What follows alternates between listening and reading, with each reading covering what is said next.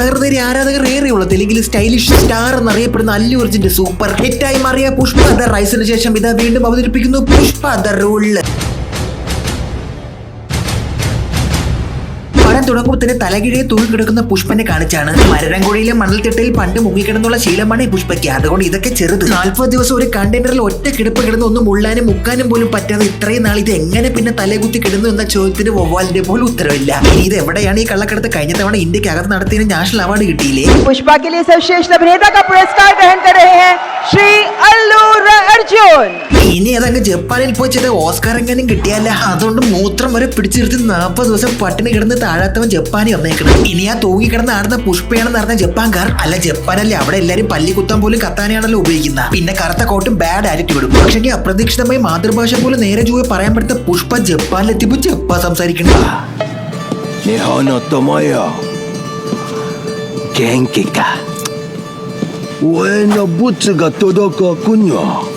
നമുക്കുള്ള സമയമൊക്കെ നമ്മൾ എഫക്റ്റീവ് ആയിട്ട് ഉപയോഗിക്കണമല്ലോ. വായിക്കാറുള്ളത് പുഷ്പ അതുകൊണ്ട് ജപ്പാൻ ഭാഷ ഒരു ബുക്ക് നോക്കി പഠിച്ചെന്ന്. പിന്നെ അവിടെ ഒരു ഫൈറ്റ്.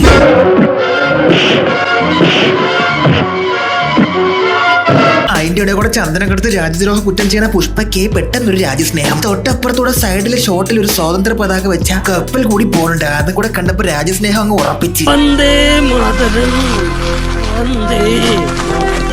ഭ്രാന്ത് എഴുതിയവനും പിടിച്ചവനും കണ്ട് കൈയടിച്ചവർക്കൊക്കെ ഈ സീൻ കാണുമ്പോ ഭ്രാന്ത്. ശേഷം പിന്നെയും ഫൈറ്റ്. ശ്രീവല്ലിയുടെ സ്നേഹം കിട്ടിയത് കൊണ്ടാകണം പുഷ്പനൊരു അമാനുഷികനാണ്. ഓള് ചന്ദനത്തടി കത്തിച്ച് ചാത്തൻ സേവ ചെയ്തുകൊണ്ടായിരിക്കണം. ഇപ്പൊ പുഷ്പയ്ക്ക് നിലം തൊടാതെ അടിക്കാനും പറക്കാനും ഒക്കെ പറ്റും. ഫൈറ്റിനിടയിൽ അറ്റം തീർന്ന ഒരു ഭാഗത്തിന്റെ മുന്നോട്ട് ഓടിക്കൊണ്ടിരുന്ന പുഷ്പയെ ഒരു മുഖ്യധാര ഗാങ്സ്റ്റർ ഒറ്റ കണ്ണടച്ച് വെടിവെച്ച് വാട്ടറിലിടും. ശേഷം പുഷ്പയ്ക്ക് വേണ്ടി കാട്ടിക്കയറി മരം വെട്ടാൻ പോകുന്ന ഒരു കൂട്ടം തൊഴിലാളികളെ കാണിച്ച് സീൻ ചേഞ്ച്. കാട്ടിൽ കോറച്ചൊഴിയുന്ന മഴയത്ത് മരം വെട്ടുന്ന പിള്ളേരെ കാണിച്ച് സീൻ കട്ട് നേരെ ഒരു അമ്പലത്തിന്റെ മുന്നിൽ ഫോക്കസ് ചെയ്യും. അതാ നോക്കൂ, അവിടെ മന്ദം നടന്നു വരുന്ന സ്ത്രീ വല്ലിയും ടീമും. ഇവിടെ ഈ സീനിൽ നിന്ന് നമുക്ക് മനസ്സിലാകുന്ന ഒരു കാര്യമുണ്ട്. എല്ലാം ഉണ്ട് പുഷ്പയ്ക്ക്, എന്നാൽ ചിലതോ ഇല്ല. ആ ഇല്ലാത്തതാണ് പേര്. പണത്തിനേക്കാളും പദവിയേക്കാളും വിലയുള്ള സാധനം കുടുംബ പേര്. പുഷ്പയ്ക്ക് അതില്ലാത്തതുകൊണ്ട് പുഷ്പയുടെ പെണ്ണും പുള്ളയ്ക്കും അതില്ല. സ്വർണവും വിജൃംഭിത വജ്രവും കൊടുത്തിട്ടും കുടുംബ പേരില്ലാത്തതിന്റെ പേരിൽ മാനം കെടാനാണ് വിധി. പാവങ്ങൾ എത്ര മനോദണ്ണം ഉണ്ടായി കാണും. ആ ചോദിച്ചൊരു ഇത്തിരി അയ്മാനി ഉണ്ടാകും. അവിടുന്ന് സീൻ കട്ടായി കാണിക്കണത് നമ്മുടെ തോളിലൊരു ചന്ദനത്തടിയും ചുമന്ന് പുഷ്പയുടെ പണിക്കാരനായി വേഷം മാറി അവിടെ ചെന്ന് നിൽക്കണത്.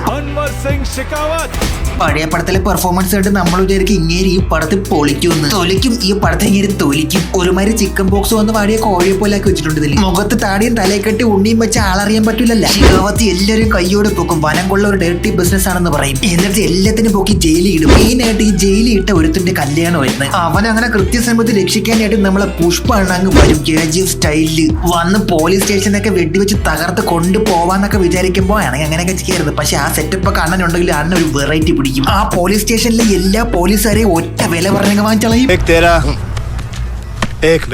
ജോലിയിൽ നിന്ന് കിട്ടാനുള്ള ശമ്പളം, റിട്ടയർമെന്റ്, പെൻഷൻ തുക എന്തിന് കൈക്കൂലി ഉൾപ്പെടെ കൂട്ടി വാങ്ങിച്ചൊരു വലിയ തുകയായിട്ട് കൊടുത്ത് എല്ലാരും പറഞ്ഞു വിട്ടളയും. റിസർവ് ബാങ്ക് പോലും പുഷ്പയോടാണ് കടം ചോദിക്കാറ്. സ്വന്തമായിട്ട് ശ്രീവല്ലി ഫിനാൻസേഴ്സ് എന്ന സ്ഥാപനം പോലും അണ്ടർവെയറിൽ ഉണ്ടെന്നാണ് കേട്ട. അത് കഴിഞ്ഞ് ശിഖാവത്ത് അവിടെ വരുമ്പോ അരിയില്ല മണ്ണെണ്ണയില്ല. മൊത്തം സ്റ്റേഷനും കാലി. ഒരു മാസം കഴിഞ്ഞാൽ പിന്നീട് എല്ലാം ഉണ്ട് പുഷ്പയ്ക്ക്, എന്നാ ചിലതോ ഇല്ല.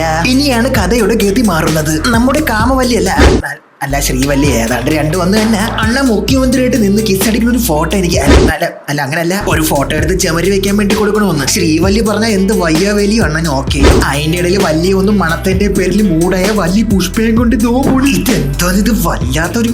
അതാണെങ്കിൽ ഒരു റൗണ്ട് കഴിഞ്ഞാൽ തീരുന്നത്. പിന്നെ ഒരു കണക്കിന് പുഷ്പ ഭാഗ്യവാൻ തന്നെ. ശരി, നമുക്ക് ഇനി കഥയിലോട്ട് കിടക്കാം. അവിടെ നിന്ന് അവർ എങ്ങോട്ട് നേരെ ചെല്ലണം ആ മുക്കിനെ കാണാൻ, ഫോട്ടോ എടുക്കാൻ. അവിടെ വലിയ ആളാണെന്ന് പറഞ്ഞ് കയറി ചെന്ന് കൊടുക്കും. മുഖ്യമന്ത്രി പിടിച്ച് ഊക്കിവിടും. അയാളായോണ്ട് നിന്നെ വേറൊന്നും പറഞ്ഞില്ല, ഇങ്ങനെ ചെയ്തോളൂ. ഇവിടെ കൊണ്ട് മുഖ്യമന്ത്രി പുഷ്പേ. എനിവേ അത് പുഷ്പക്ക് ഇഷ്ടപ്പെട്ടില്ല. ഒറ്റ തീരുമാനം, പുന്നാര മോനെ നിന്നെ മാറ്റിയിട്ട് എന്റെ കാര്യം. ഇനിയാണ് കഥ ഇവിടെ ചേഞ്ച് ആവുന്നത്. പുഷ്പയുടെ കൂടെയുള്ള അണ്ണനില്ലേ അങ്ങനെ മുഖ്യമന്ത്രി ആക്കാന്ന് പുഷ്പ. അങ്ങേര് പുഷ്പയുടെ മുഖത്ത് നോക്കി പറയട്ടെ, ഇത് മാങ്ങാണ്ട് കളിയില്ല, ചില്ലറ പൈസ ഒന്നും ഇറങ്ങാൻ പോണേട്ടാ. 100-200 കോടിയുടെ ചെലവുണ്ടാക്കാൻ. ഈ പുഷ്പ എനിക്ക് ഇച്ചിരി കുടുംബപ്പേരിന്റെ കുറവേ ഉള്ളു. പുഷ്പന് പണം വെറും പുല്ലാണ്. 500 കോടി ഞാൻ ഇറക്കി തരാം. പുഷ്പയുടെ വായിൽ ചെറിയ വർത്തമാനമൊന്നുമില്ല, കോടികൾ വർത്താനം മാത്രമേ ഉള്ളൂ. ഒന്നീ പുഷ്പ വാ തുറന്ന താഴത്തില്ല എന്ന് പറയും, അല്ലെങ്കിൽ പണത്തിന്റെ കാര്യം പറയും. കേട്ട അങ്ങേര് ഞെട്ടി, കണ്ട നമ്മളെ ഞെട്ടി. എന്നിട്ട് ആ ഫ്യൂച്ചർ സെയിമിന്റെ കൂടെ ഒരു ഫോട്ടോ എടുത്ത് മാസി പുഷ്പ അങ്ങ് പോകും. ഫോട്ടോ ഇപ്പോഴേ എടുത്തെന്ന് വെച്ച് കഴിഞ്ഞാൽ പിന്നെ CM ആകുമ്പോ ചുമര് വെക്കാല്ല. ഇനി ഈ പണം ഉണ്ടാക്കാനുള്ള സാഹസികമായ പോരാട്ടങ്ങളാണ് സിനിമയുടെ പ്രതീക്ഷ. ശരി, പുഷ്പ പറഞ്ഞ പിന്നെ കാള പോലും പാല് തരും. അങ്ങനെ ഇങ്ങനെ നേരെ പുഷ്പ പറഞ്ഞ പോലെ ഹൈക്കമാൻഡ് ചെന്ന് മുഖ്യമന്ത്രി പദവി ആവശ്യപ്പെടും. അവിടെ ഇരിക്കണ ആരാണ്? നമ്മുടെ ഡാഡി ഗിരിജ. അങ്ങനെ ഒറ്റവാക്കി പറ, ഇറങ്ങി പോടാ ഫുഡ്. നിനക്ക് മുഖ്യമന്ത്രി അല്ലേ, നിനക്ക് ഇവിടെ ഞാൻ തന്നെ കന്നാസം കാലിട്ടാണ് നടക്കണം. അപ്പോഴാണ് നിന്റെ മുഖ്യമന്ത്രി. കേട്ടുന്നതാ പുഷ്പയുടെ കോൾ. ഡാഡി എണ്ണ നിങ്ങളുടെ മുന്നിലിരിക്കുന്ന ആ മൊണ്ണയെ നിങ്ങൾ CM ആക്കിയത് ഇതുപോലെ തുറക്കണ സോഫയിൽ ഇനി നോട്ടുകെട്ടുകൾ നോം കൊടുത്തയക്കും. ഇനി അതിനുള്ള കഴിവ് തനിക്കില്ലെങ്കിൽ അതിനുള്ളവർക്ക് ഞാൻ ഈ സോബാങ് അയച്ചു കൊടുക്കും. ശരി, ഇനി മെയിൻ കാര്യത്തിലോട്ട് വരാം. അതായത് 500 കോടി പുഷ്പയ്ക്ക് ഉണ്ടാക്കണ്ടേ? ഒരു ആവേശത്തിന് നമ്മളങ്ങ് പറഞ്ഞാൽ മാത്രം പോരല്ലോ, നമുക്കത് ചെയ്യണമല്ലോ. അതിനായി ഒരു ഡീൽ ഉറപ്പിക്കാനാണ് ഇന്റർനാഷണൽ ലെവലിൽ കളിയും. ഹെലികോപ്റ്ററിൽ വന്നിറങ്ങുന്ന അത് റിച്ചായ കൊള്ളക്കാരനും പെണ്ടാട്ടിക്കും നട്ടുച്ചയ്ക്ക് കൊട്ട വെയിലത്ത് കൈകൂപ്പി നിൽക്കണവനെ കണ്ട ആരായാലും കരുതി പോകും പുല്ല് വരണ്ടായിരുന്നു. ശരി, അണ്ണന് കുറഞ്ഞത് 1000 ടണ്ണെങ്കിലും വേണം, അല്ലാതെ ചുമ്മാതെ ചിക്കുലി പരിപാടിക്കുന്ന അണ്ണനെ കിട്ടൂല. ഉള്ള കാര്യം വന്നപ്പോഴേ മോത്തോക്കി പുഷ്പയുടെ അടുത്ത് അങ്ങേര് പറയും. ഉടനെ പുഷ്പ എന്നാ നീ വിളിയടാ, ഒരു തുള്ളി ചന്ദന ഈ പുഷ്പ അറിയാതെ നിനക്ക് ഒപ്പിക്കാൻ പറ്റുമെങ്കിൽ നീ ഒപ്പിക്കടാ. അങ്ങേര് ഫോൺ എടുത്ത് കുത്തി വിളിച്ചവരെല്ലാം കറങ്ങി തിരിഞ്ഞ് പുഷ്പയെ തന്നെ വിളിക്കും. അതോടെ അങ്ങേർക്ക് മനസ്സിലാവും ഈ കടലിലെ ഏറ്റവും വലിയ സ്രാവ് പുഷ്പ തന്നെ. അതായത് കർത്താവിനെ വിളിച്ച് ചന്ദനം ചോദിച്ചാലും കോള് വരുന്നത് പുഷ്പയ്ക്ക്. Yes guys, Pushpa is the chandanam god. ഈ ഡീൽ ഉറപ്പിച്ച് പുഷ്പ അവിടെ കിടന്ന ഹെലികോപ്റ്റർ വില പറഞ്ഞ് വാങ്ങി പറന്ന് ചെന്ന് വീട്ടിൽ കയറി ശ്രീവല്ലി ഉണ്ടാക്കിയ ചിക്കൻ കറിക്ക് ഉപ്പ് ഓരാന്ന് പറയും.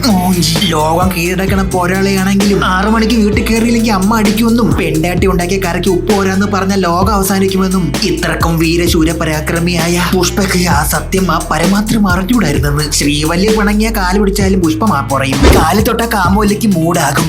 എന്തൊരു ശല്യം ഇത്, എന്തോ ചെയ്യണമെന്ന് പറ. അപ്പോഴാണ് വന്നല്ലോ ഫീലിങ്സ് പാട്ട്. അത് കഴിഞ്ഞാൽ പിന്നെ മാനം കെട്ടി നിൽക്കണ ഫഹദിനെയാണ് കാണിക്കണം. കഴിഞ്ഞ പാട്ടിൽ തുണിയില്ലാതെ നിർത്തി, ഈ പാട്ടിൽ മാനത്തിനെ വില ചോദിച്ച്. ഇവിടെ സൈക്കോ കളിച്ച് നടന്നാ പോരായിരുന്നു മിത്രമേ. ആ പോട്ട് വരാനുള്ളത് തെലുങ്കിന്നായാലും വരും. നേരത്തെ തന്നെ കലിപ്പ് കയറിയിരുന്ന മൊട്ട പുഷ്പക്ക് വേണ്ടി ചന്ദനം കടത്തുന്ന ഒരുത്തരം ചന്ദനത്തോടെ പിടിച്ച് കൊല്ലും. അത് വലിയ ചർച്ചയാകും. അങ്ങനെ പുഷ്പയുടെ ഇടങ്കായായ ആശ മൊട്ടയെ കണ്ട് കാര്യം പറയാൻ വന്നപ്പോൾ തന്റെ ഉള്ളിലെ പകയുടെ ആ പായസം ഇത്രയ്ക്കും തിളച്ചതാണെന്ന് പറഞ്ഞ് മനസ്സിലാക്കി കൊടുക്കും. എന്നിട്ട് അങ്ങേരെ കൂടെ തുണി ഇഴിപ്പിച്ച് അവിടെ നിർത്തും.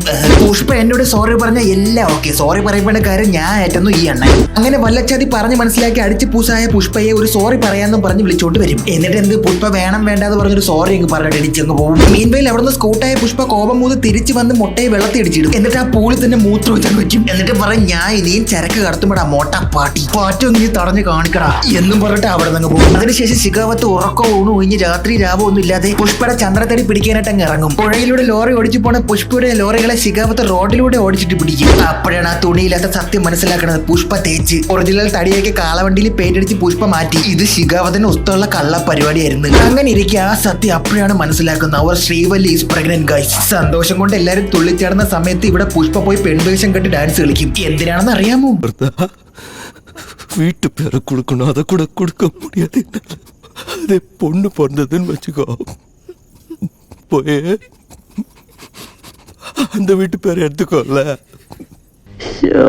അതിനിടയിൽ here comes new molester. He tried molesting our Pushpa sibling. പക്ഷെ പുഷ്പ വന്ന് അവരെയൊക്കെ ചാടി ചവിട്ടും. ശേഷം ശിഖാവത്ത് മറ്റേ കള്ളത്തടിയിലെ ഒറിജിനൽ പിടിക്കൽ ലോകം മൊത്തം അരിച്ചു പെറുക്കി ഒടുക്കും വെള്ളത്തടിയിൽ ബോട്ടിൽ തൂക്കിയിട്ട് നിലയിൽ ഈ തടിയെല്ലാം കണ്ടുപിടിക്കും. കളി ആരോട്? പുഷ്പയോടാ. പുഷ്പ ആരാണ് മോൻ? ഓടുന്ന കുതിരയ്ക്ക് മുന്നിൽ ഓക്കാനം വെക്കുന്നവനാണ് പുഷ്പ. പുഷ്പ ഈ സാമാനം മൊത്തം നേരെ ബോർഡർ കന്ന് ശ്രീലങ്കയ്ക്ക് കൊണ്ടുപോകും. പാസ്പോർട്ടും വേണ്ട, വിസയും വേണ്ട. പച്ചെങ്കിൽ ശിഖാവത്തിനെ കോസ്റ്റ് ഗാർഡ് തടയും. പുഷ്പ അപ്പുറത്ത് നിന്ന് മാസം കാണിച്ച് ഹെലികോപ്റ്റർ കയറി പറന്നു പോകും. എന്നിട്ട് ആ ചരക്കാണെങ്കിൽ ജപ്പാനിൽ പോണം. ആ ജപ്പാനിൽ പോയി കാശ് വാങ്ങാനാണ് പുഷ്പ കണ്ടെയ്നറിനകത്ത് കിടക്കണം. ഇപ്പൊ നിങ്ങൾക്ക് ആദ്യം കാണിച്ച സീൻ എങ്ങനെയാണ് വന്നതെന്ന് മനസ്സിലായ? ശരി, വരൂ ഇനി നമുക്ക് തുടരാം. വെടികൊണ്ട പന്നി പോലെ ഒന്ന് കുതിരയോട് ഉണ്ട കയറിയ നമ്മുടെ പുഷ്പ ക്രിഞ്ച് പോലെ വന്ന് കൂളായിട്ട് നിൽക്കും. അവിടെ നിന്നാലും ഡീലൊക്കെ സെറ്റാക്കി പറഞ്ഞ പോലെ നാട്ടിലൂത്തി മറ്റേയാളെ സീമോ ആക്കും. അതും പറഞ്ഞ ഡേറ്റിൽ. പിന്നെ ഒരു സന്തോഷം. അപ്പോ ഒരു ഐറ്റം ഡാൻസ്. ഇങ്ങനെ പുഷ്പ അവിടെ കിസിക്ക് എന്നൊക്കെ പറഞ്ഞ ഡാൻസ് കളിക്കുമ്പോൾ പാവ ശിഖാവത്ത് ഇവിടെ മനം തൊന്ന് ആത്മഹത്യ. അങ്ങനെ അതിനൊരു തീരുമാനമായി. ചത്തത് നന്ന, അല്ലെങ്കിൽ ഇനി കോമാളിത്തരം കാണേണ്ടി വന്നേനെ. അപ്പോഴാണ് അടുത്ത പ്രശ്നം. ഒന്ന് സമാധാനമായിട്ട് പെണ്ണുമ്പിള്ളെ കെട്ടിപ്പിടിച്ച് ഉറങ്ങാൻ പോലും പുഷ്പയ്ക്ക് പറ്റൂല. അന്ന് പുഷ്പ എടുത്തിട്ട് അലക്കില്ല. അവൻ പുഷ്പയുടെ പെങ്ങളെ കയറി കബളിപ്പിക്കാൻ ശ്രമിക്കണം. തട്ടിക്കൊണ്ട് പോയെന്ന്. എന്നിട്ട് അവളെ തന്തയോട് പറയും 2 കോടി തന്നെ ഞാൻ വിട്ടുതരുള്ളൂ, അല്ലെങ്കിൽ മോൾ അങ്ങ് കൊന്നുകളയുമെന്ന്. ഈ വിളിച്ച് പറഞ്ഞവനാണെങ്കിൽ നമ്മുടെ ഡാഡി ഗിരിജിയുടെ ചോര. ഇതറിഞ്ഞ പുഷ്പ പണയും സോഫയിലാക്കി ഒരു ഹെലികോപ്റ്റർ കയറി അവിടോട്ട് പോകും. എന്നിട്ട് പണം മൊത്തം അവിടെ ഇട്ടങ്ങ് പറത്തും. പക്ഷെ അവന്മാര് പെങ്ങളെ കാണിച്ച് സെന്റിമെന്റിൽ അടുപ്പിച്ച് പുഷ്പയെ സാരി കൊടുത്ത് എടുത്തിട്ട് ഇടിക്കുമെന്ന് പറഞ്ഞാൽ ഇടിച്ചങ്ങ് പഴുപ്പിക്കും. പക്ഷെ ഒരു ഹീറോ വില്ലന്മാരെന്ന് എത്ര നേരം അടി കൊള്ളണം. പുഷ്പയുടെ കുണന്മാര് പുഷ്പ എടുത്തിട്ട് ഇടിക്കുമല്ലോ. അതിനെ 2 കൈയും കാലും കെട്ടിട്ടാണെങ്കിൽ എല്ലാരും പുഷ്പ കടിച്ച് പറിക്കും. ഇവരെന്താ പേയാ? എന്നിട്ട് മറ്റവനെ കുന്തത്തി കുത്തി അൽഫാം അടിക്കാൻ നിർത്തുക. എന്തിരുത് പറമ്പിൽ പപ്പക്കി കുത്തിയിരുന്ന ലാഘവത്തോടെയാണ് അവൻ അങ്ങ് കൊന്നത്. ഈ ഒരു ഒറ്റ സംഭവത്തോടു കൂടി പുഷ്പയ്ക്ക് എല്ലാം അങ്ങ് സെറ്റ് ആവും. ഇത്ര നാൾ കുടുംബത്തിൽ പോലും കേറ്റാത്തിരുന്ന ഒരു പുഷ്പനെ കുടുംബത്തിലും വീട്ടിലും കക്കൂസിൽ വരെ കയറ്റും. കുടുംബത്തിൽ ഒരു കല്യാണം നടക്കുമ്പോൾ അതിന്റെ കല്യാണ ലെറ്ററിൽ കുടുംബ പേര് പോലും ചേർത്ത് പുഷ്പയുടെ പേര് എഴുതി വെക്കും. ഇതൊക്കെ കേട്ട് പോത്ത് രൂപവും കാള മനസ്സും താഴാത്തവനുമായ നമ്മുടെ പുഷ്പ അവിടെ കിടന്ന് മോങ്ങും. ഒടുവിൽ ഒരു ശുഭദിനം വന്നു എന്ന് വിചാരിച്ച് കല്യാണ വീട്ടിൽ ഒത്തുകൂടുന്ന പുഷ്പയെയും കുടുംബത്തെയും ഒക്കെ ബോംബ് വെച്ചൊരു പഞ്ചാബിയാണെന്ന് തോന്നുന്നു. വേഷം കേട്ട് അങ്ങനെ തോന്നുന്നു. അതുകൊണ്ടാണ് ആ അജ്ഞാതം ബോംബിട്ട് പൊട്ടിക്കും. ഇനി ഇതൊക്കെ ആരാണെന്നറിയാൻ കാത്തിരുന്നു കാണുക സുഹൃത്തുക്കളെ. പുഷ്പ 3 ദ റംബോച്ചെ, അല്ല പുഷ്പ 3 ദ റാംപേജ്. അപ്പൊ ശരി ഗൈസ്, ഒരുവിധം ഞാൻ ഇത് പറഞ്ഞു തീർത്ത്. നമ്മൾ ഇനിയും കാണും. അപ്പൊ വരട്ടെ. Thanks, love you.